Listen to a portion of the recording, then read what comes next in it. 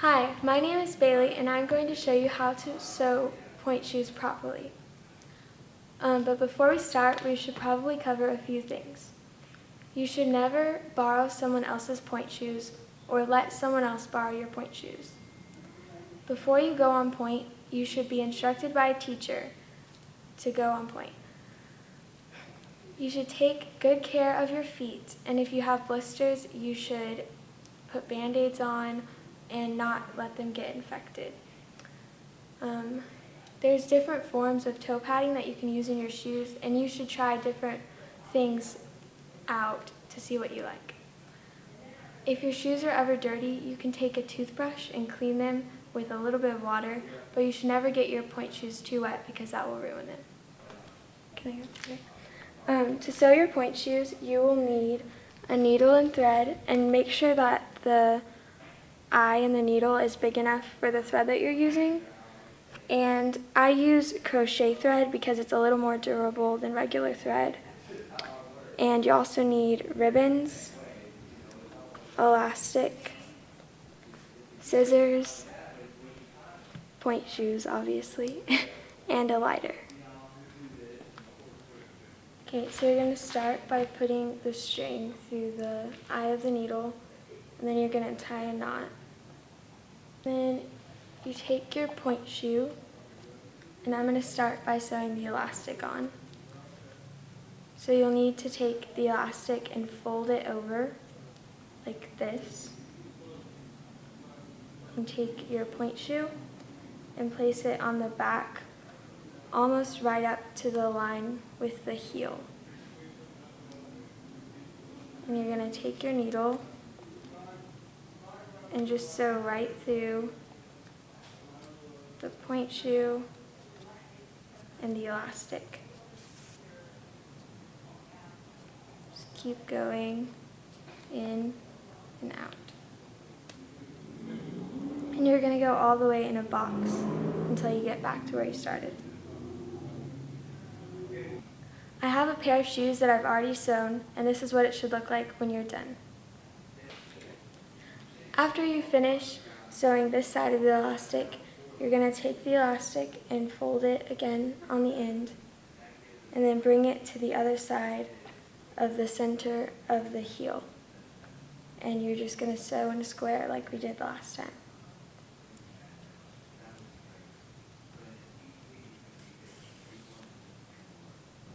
When you're finished, this is what it should look like.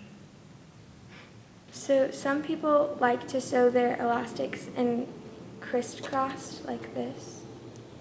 If you choose to crisscross your elastics, you'll need to you'll take the elastic from one side of the heel and you'll sew it on the opposite side of the shoe. But before you do that, you'll need to sew on your ribbons. And how you do that is you would just sew one side on the heel and then take the piece and bring it all the way to here on your shoe, to the opposite side of the shoe. And there's a little seam on pointe shoes, and you'll want to sew that right on the inside of the seam. So on the inside of pointe shoes, there's two layers. There's the satin, which is on the outside, and then there's a white cloth on the inside. And you can take your thread. So there's another cloth, and you can take your thread and just pick up with your needle, just pick up the inside cloth and go through the elastic to sew it through so that it'll stay on. And then you can't see the sewing on the outside, and it looks prettier when you're on stage. And so that's how I like to sew my elastic when I crisscross them. But you shouldn't sew your back elastic that goes on your heel like that, because it should go on the outside of your shoe or it'll rub your heel and you'll get blisters on the back of your heels. After you sew on your elastic, you'll need to sew on your ribbons. So you'll take your ribbon, and some ribbons, this ribbon doesn't really have that, but some ribbons have a more shiny side, and if they do, you'll want to put that on the outside so it matches your pointe shoes better. And you're going to fold it over just like we did the elastic, and you're going to take your thread and tie it in a knot again.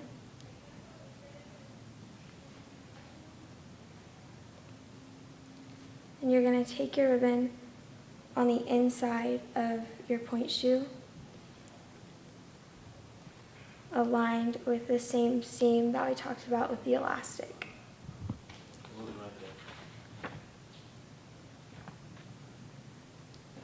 So you're going to pick up just the lining and try not to get your needle to go all the way through into the satin, so that you don't want to be able to see the needle from the outside, but you want it to go through so that you can pick up the ribbon and pull it through. And you're just going to repeat this all the way around. As you can see, once I'm finished sewing, it doesn't show up on the outside of the shoe. If you choose to crisscross your elastics, you'll need to sew your pointe shoe ribbons on before you sew this side of the elastic on to the shoe, because the ribbon needs to end up on the outside of the elastics. Once you're finished sewing your ribbons and your elastics, this is what the inside of the shoe should look like. Once you've sewn the ribbons on your pointe shoes, you'll need to cinch the ends of the ribbons with a lighter to make sure that the ribbons don't fray. So you're just going to take the lighter and just go across the ends of the ribbon, and it'll kind of melt it a little bit so that they won't fray. As usual, always be careful when using a lighter. This is what my shoe looks like on my foot.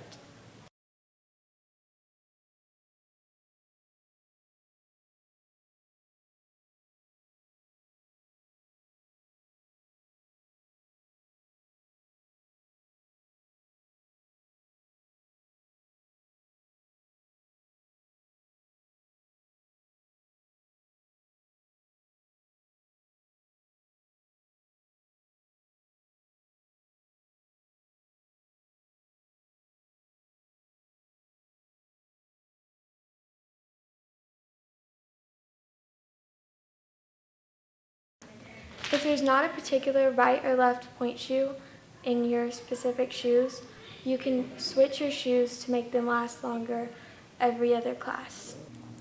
If you're going to need new shoes, make sure you get them at least a month before so you have time to have them well broken in for the performance.